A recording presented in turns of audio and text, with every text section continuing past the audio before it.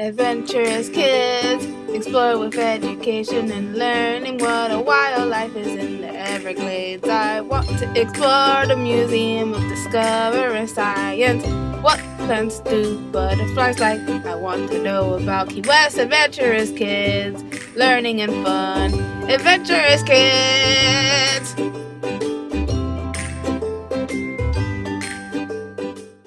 Today I'm going to tell you about fire. Fire is combustion or burning, in which substance combines chemically with oxygen from the air and typically gives out bright light, heat, and smoke.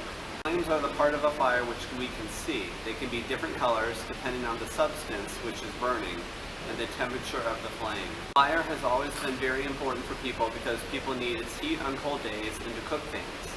Its light is also useful to be able to see in dark places. A campfire is a fire at a campsite that provides light and warmth and heat for cooking. It can also serve as a beacon and as an insect and predator deterrent. Established campgrounds often provide a stone or steel fire ring for safety. Campfires are a popular feature of camping. The ability to control fire was a dramatic change in the habits of early humans. Evidence of cooked food is found from 1.9 million years ago. Although there is the theory that fire could have been used in a controlled fashion about 1 million years ago. Evidence becomes widespread around 50 to 100,000 years ago, suggesting regular use from this time. The use of fire became progressively more sophisticated, with it being used to create charcoal and to control wildlife from tens of thousands of years ago. Fires can occur in two ways. Forest fires always start by one of two ways, naturally caused or human caused. Natural fires are generally started by lightning, with a very small percentage started by spontaneous combustion of dry fuel such as sawdust and leaves. On the other hand, human-caused fires can be due to a number of reasons, such as smoking, recreation, equipment, and other reasons. Human-caused fires constitute the greatest percentage of forest fires, but natural fires make up the great majority of the total area burned. This is because human-caused fires are usually detected early, and therefore they are usually contained easily.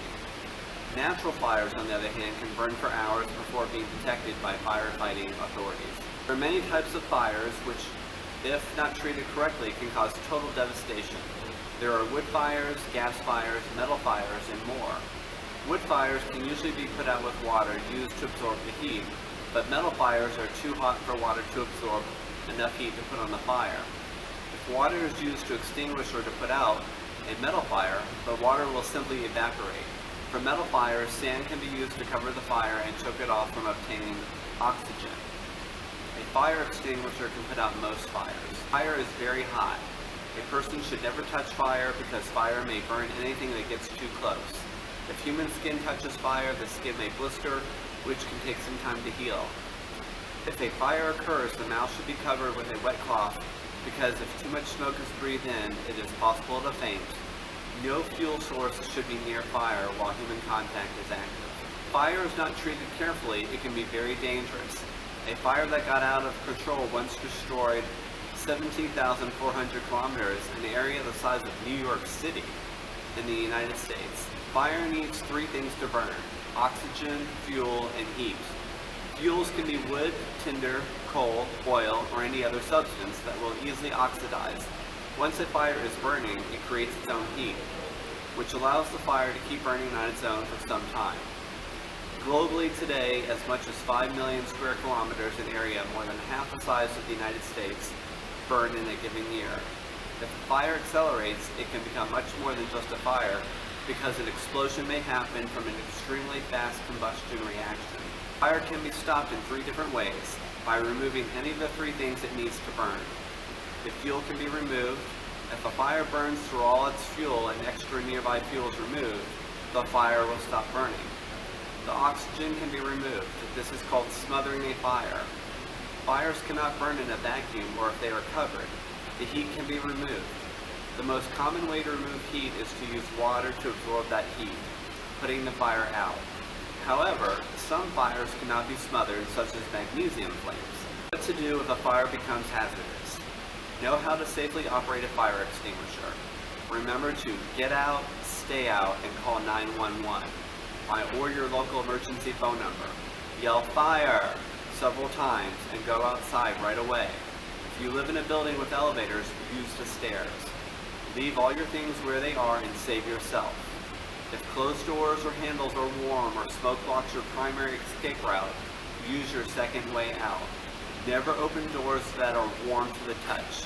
If you must escape through smoke, get low and go under the smoke to your exit. Close doors behind you.